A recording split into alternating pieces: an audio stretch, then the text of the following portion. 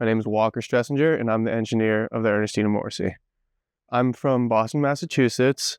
I went to a boat school down in Newport, Rhode Island called IYRS, and I studied marine systems there. And after that, I started working on tall ships. So in our engine room, we have a Cummins QSM 11 configured to 355 horsepower with a marine setup. So it would be much like what you would see on a tractor, but instead of being cooled by air, it's cooled by seawater. Also in our engine room, we have two generators, one on port, one on starboard. They're twins. They are exactly the same in every way. They both put out 17 kilowatts of power, which is enough to power almost every AC thing we have on board at once, but we do not overload them. And then when we are not running our generators, we have an inverter bank, which we can draw from so that we can have AC power 24/7 without a generator running. We also have a house bank on the opposite side, on the port side. That is for all of our DC loads on board, which includes a lot of navigational equipment and lights, fans, things that are creature comforts and important for keeping the boat where we want it and in safe disposition. We have two fuel tanks in the engine room. Each hold about 500 gallons of fuel when they're fully pressed up. So we have a 1,000-gallon capacity, which if we were just going on engine power, could get us about 1,000 nautical miles. This is not her first engine. This engine is not brand new, but it was recently rebuilt. So it is as it would be if it was brand new. So she was a sailing vessel in her first life as a fishing schooner in Gloucester. And then when it became a Arctic exploration video in the early 1900s, it was outfitted with an engine and some more modern mechanics to make it able to go way up north and be the ship that's gone the furthest north, the sailing ship that's gone the furthest north towards the North Pole.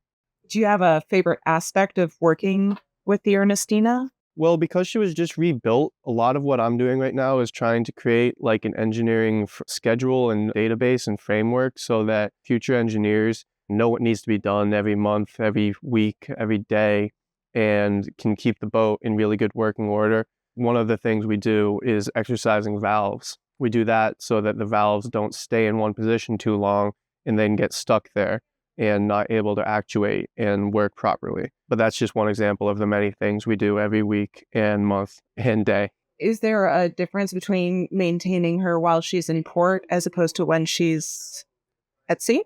Yeah, so a lot of the PMs that we do in port, we don't do every week, even if they're a weekly one, because, for example, if the machinery isn't running, we don't need to check the filters for the fuel every week or the oil or things like that, because we know that there hasn't been anything running through them.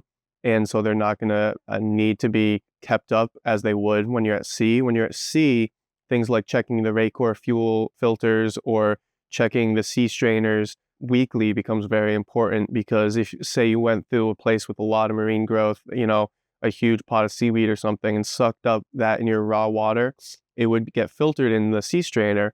But if the sea strainer gets too clogged up, you're going to restrict water flow to the engine, which will keep it from getting its proper amount of cooling. We also have 3 pumps in here. One of them is a hydraulic pump, which is more of an emergency pump if we don't have power. And the other 2 are electric powered pumps. They are all both fire pumps and bilge pumps. They can be used for either. You just have to change the valves. The fire pumps pump water to our hoses up on deck, which we use for boundary cooling in case of a fire. And then the bilge manifold connects to these pumps, which has pipes going to every single bilge on the boat so that you can draw water from whatever bilge is taking on water. We also have a fire suppression system in here. We have 2 large CO2 tanks on the starboard side all the way forward in the engine room. They will put out a fire by removing all oxygen in the area. So there's a siren that will sound if it's going to go off because of the rate of rise sensor. And that means you have 30 seconds to close all ventilation and get all personnel out of the engine room so that you're confining the CO2 to this area so it can both put out the fire, but also so that it doesn't get into places where people are, because if it did, it could displace all the oxygen in your lungs as well. Most of the things that would start a fire are in here, and most of the things that could make a fire really bad are also in here. We do have I think it's a foam system in the galley that will spray over the cooktop if there's a fire there. But aside from those two fixed firefighting systems, there's no other firefighting on board besides what we do with the hoses. We don't have firefighting suits and oxygen tanks like you would see on some really large vessels. So fighting a fire on board would be closing off all ventilation to the area so there's no oxygen getting in, and then boundary cooling, which is when you spray salt water, in our case salt water, but I mean if you had fresh water on land you would use fresh water.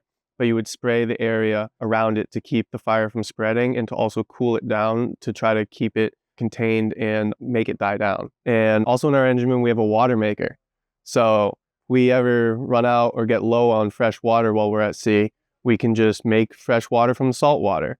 It takes salt water and puts it through pre-filters to take out most of the biology in the water, and then takes that water and puts it at very high pressure through what we call membranes, which filter out all the minerals and salts, making water honestly more pure than you would find in your tap. Do you have a favorite story from your time on the Ernestina? I met a man who, when I was doing a tour for him, he was 83 years old and he had sailed on the Ernestina when it was a packet ship going from Cape Verde to the United States, and his godfather was the captain at the time. And it was really cool to see the boat through his eyes and to have him tell me how they would do everything they did. It was really cool to be on a boat with such history and to be able to see how excited someone who probably hasn't been on the boat in 50 years got when he was stepping on board and looking around. One thing he pointed out that's different is in the aft cabin now, there are 4 bunks. There used to be a 5th bunk behind the companionway or the stairway. Things like that, I would never know. But he came on board and he was like, hey, there used to be another bunk in there. I was like, where? He's like, behind the ladder. I was like, oh,